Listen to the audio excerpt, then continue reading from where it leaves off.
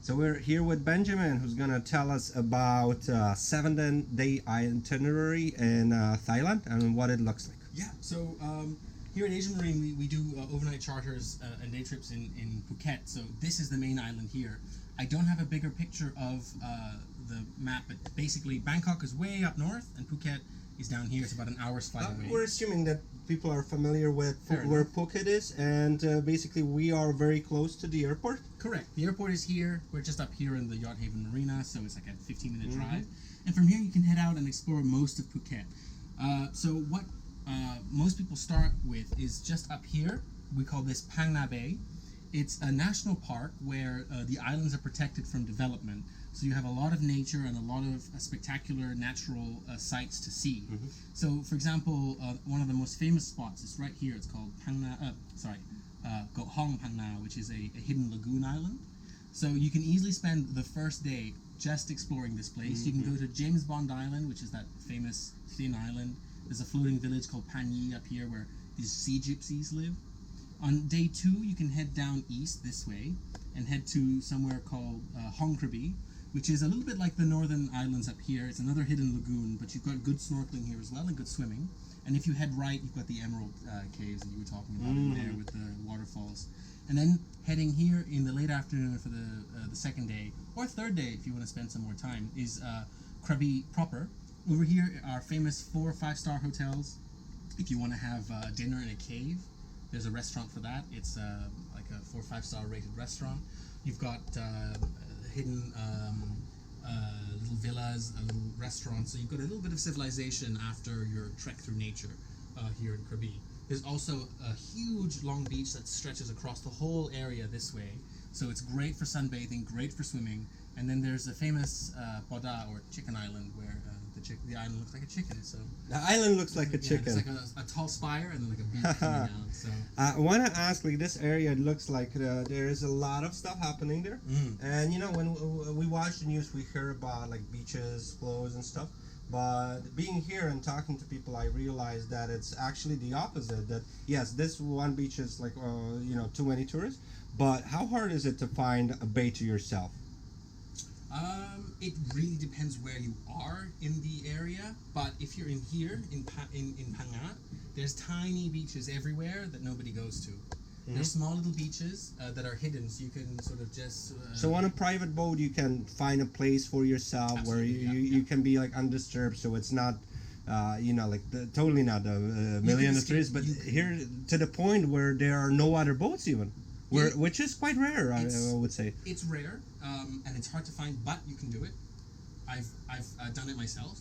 You just have to go. You just have the captains know when and where to go at the right time. So if you tell your captain, "Oh, I feel like I just want some alone time," he'll be like, "All right, it's 4 o'clock. We're in Phang Nga Bay. The tourist boat should be gone. We're going to go and hide inside Panak. And there's a little beach in there. I won't give you the details. You discover it on your own."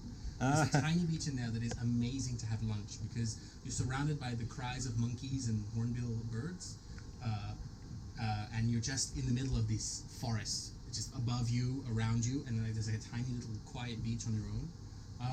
I wouldn't say it was big enough to have lunch, but it's good enough just to sit down and chill and appreciate the nature. Absolutely, and just from what I've seen, the nature here is spectacular. And when I hear you talk about it, I can imagine what it looks like. And thank you for showing me the itinerary. Can I finish with the last 2 days? Absolutely, please. I was not aware. There's more there's coming. There's more. So we're halfway through. Then I would say you easily want to spend day 4 and 5 in Phi Phi, because in 4 and 5 you've got Bamboo Island for the nature. Then you've got Monkey Beach, which is a beach that the monkeys live on. They're used to people coming by, so they won't hurt you, but don't Give them phones. Yeah, don't give them phones. Yeah, don't give them ideas. So what about kids? Like, is that like a kid-friendly location where kids go and can interact with monkeys or something? I've seen families go, but they're wild monkeys. That's what's important. So it's best experience from afar. If you have food, throw it to them, but I wouldn't recommend playing with them. I see. All right. So for interaction, like I heard dolphins. Yeah. So if you come all the way down south here, this is the beach that was closed to help with tourists. So this area, Krabi and Phi Phi, is quite tourist heavy, whereas this place up here you can sort of hide a little bit better. So the quiet bays now in Phi Phi Island are called Maya Bay. It's closed to protect the wildlife there, and dolphins have returned. Some reef sharks that eat on the floor have returned. In the evenings, Phi Phi Island can be quiet. You can find a nook somewhere with no people. And then in the late evenings, you can head over into the bars there. There are clubs and bars on the island, so you can have nature and. You can have both. You can have both. Or just one that you choose. Yeah, Because Thailand is also known for the nightlife and restaurants and extraordinary meals. Yeah.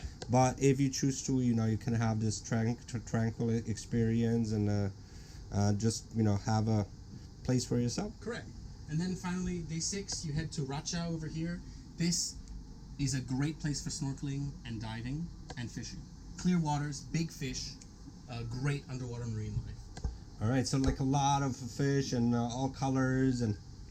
I would say more big fish. So if you go up here, the fish are little like little colored ones. Talking about big like Nemos and stuff. Yeah, Nemo ones. You got Nemos here, and what's down here? More like sea bass, like bigger fish. Right. Sometimes the odd dolphin, sometimes the odd manta ray. The big. Awesome. Ones like that. Wonderful. And then on the 7th day, obviously, we head back up to the marina. You have a chance to do some more snorkeling over here at Khai Nok, but it's a very popular destination, so expect other people. Otherwise, if you want to do a little bit of activities, the islands up here are full of people who like to do kite sailing, jet skiing. So there's still the opportunity to rent water sports vehicles if you don't want to bring your own on the yacht, or you don't want that to be the focus. So, awesome.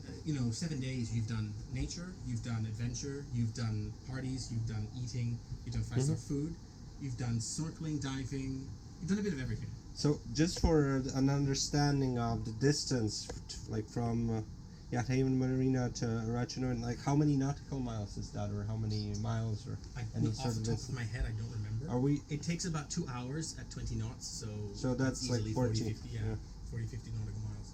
All right, so not a big area, and you can spend the time here and spend time not like going somewhere, but actually in the location.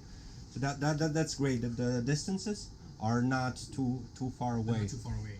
That 7-day experience, you could even do it in 5 if you don't mind skipping a few things. 7 days is a long, slow, getting to know the place, really going on the island, really going to Krabi. But if you have like 3-4 days, you can go bam, bam, bam, bam, bam, and just see the hits and get it done. If you don't have any more time. It depends on like how much time you really have, and I can imagine like in Thailand you can really spend like weeks and weeks and just still look for new amazing stuff. It's very dense in experiences here. All right. Yeah. So Venjan, thank you for telling me all this and for showing me on the map. My pleasure. Have a nice day.